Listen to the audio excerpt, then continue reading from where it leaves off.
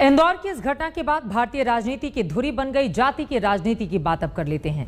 जाति की राजनीति इस देश की चुनावी सियासत के शिराओं में दौड़ती है, इसीलिए जिसका जहां जब भी सद्धता है वहां वो जाति की राजनीति करता है।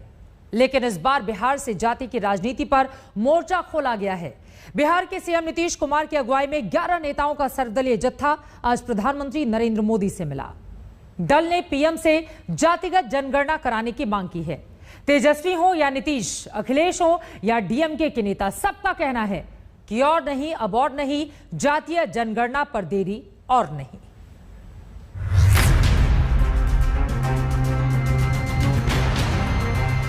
सब लोगों ने इस चीज के पक्ष में एक एक बात कही, हर तरह की बातें जो रखी है, तो उसको ध्यान से सुने। हम लोग सब साथ हैं। जब जानवरों की गिनती होती है, पेड़ पौधों की गिनती होती है, तो इंसानों की भी होनी चाहिए।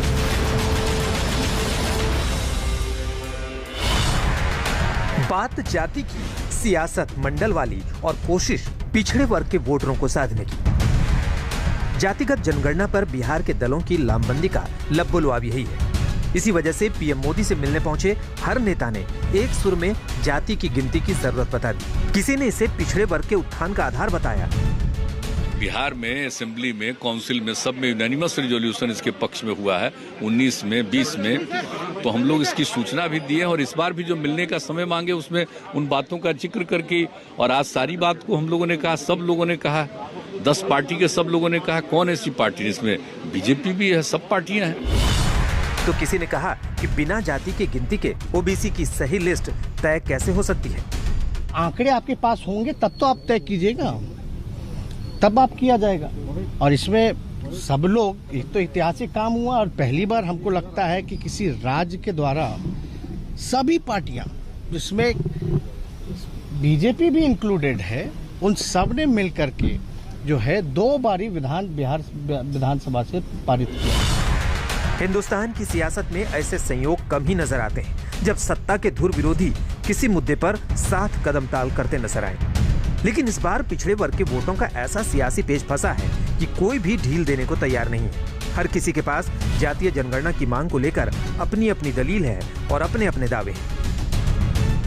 ये प्रथम बार ऐसा हुआ है, नहीं बहुत पहले भी होता रहा है बिहार में कि जब कभी नेशनल और अंतर्राष्ट्रीय मुद्दा होता है तब पक्ष विपक्ष दोनों साथ है।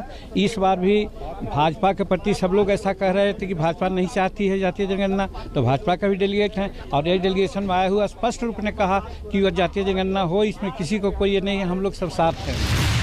लेकिन इस लामबंदी के बीच लाख टके का सवाल ये है कि क्या पीएम मोदी जातीय जनगणना की मांग मानेंगे।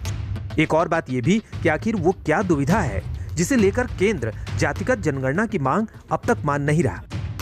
दरअसल ओबीसी जातियों की हिस्सेदारी घटने या बढ़ने का सीधा असर मौजूदा राजनीतिक समीकरण पर पड़ सकता है। ओबीसी वोटरों ने पूरे देश में बीजेपी को बड़ी ताकत दी है। जातीय जनगणना से इस गणित पर सीधा असर पड़ने की उम्मीद है। एक और बड़ी बात आरक्षण को लेकर है, क्योंकि जातीय आंकड़े सामने आने के बाद तमाम जाति आरक्षण को लेकर नया आंदोलन खड़ा कर सकती है। इसके सियासी मायने अगर आप निकालें तो कहीं ना कहीं जो मंडल से जुड़ी हुई पार्टियां हैं, मंडल पॉलिटिक्स से जुड़ी हुई पार्टियां हैं, वो लामबंद हो रही हैं बिहार में। और ये कहीं ना कहीं इशारा भी कर रहा है कि 2024 से पहले क्या समीकरण बदलेंगे। जो सियासी पंडित है वो ये भी कह रहे हैं कि 2022 के बाद ही सियासी माहौल जो है वो देश का बदल सकता है। 2022 में 5 महत्वपूर्ण राज्यों में चुनाव होने हैं, उत्तर प्रदेश में चुनाव होना है और उत्तर प्रदेश में जो नतीजे आएंगे वो 2024 के लिए आगे का जो परिदृश्य है वो तय करेंगे। ऐसा नहीं है कि पिछड़े वर्ग को लेकर जारी पॉलिटिक्स सिर्फ बिहार तक सीमित है। पूरे देश में तमाम दल जातीय जनगणना को लेकर माहौल बना रहे हैं। तमाम दलों के दबाव के चलते ही यूपीए सरकार के दौरान साल 2011 में जातिगत जनगणना कराई गई थी, लेकिन इस रिपोर्ट में कमियां बताकर जारी नहीं किया गया था। साल 2018 में केंद्रीय गृह मंत्री की हैसियत से राजनाथ सिंह ने 2021 की जनगणना में जातियों को गिनने का भरोसा दिया, लेकिन बाद में सरकार जातियों का आंकड़ा बताने के वादे से पीछे हट गई। लेकिन अब इस मुद्दे पर तमाम दल साथ आ रहे हैं और कोशिश केंद्र पर नए सिरे से दबाव बनाने की है, जिस पर केंद्र को जल्द अपना रुख साफ करना होगा। दिल्ली से अशोक सिंघल और हिमांशु मिश्रा के साथ आज तक ब्यूरो।